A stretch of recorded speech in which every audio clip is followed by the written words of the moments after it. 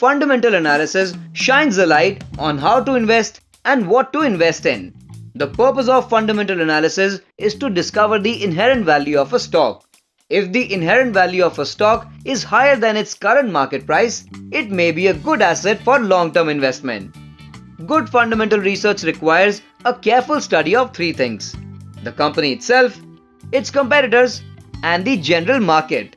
Study the company itself to know if they are profitable, if the management is sound, and if they have growth potential. Study the competitors to see if the company has a sizable market share and whether they are reasonably safe from the risk of being replaced. Study the market to see whether general economic trends are in favor of or against the company.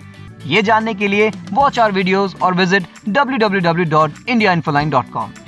Subscribe to our channel to know the markets better. Download the IIFL Markets app to start your trading journey.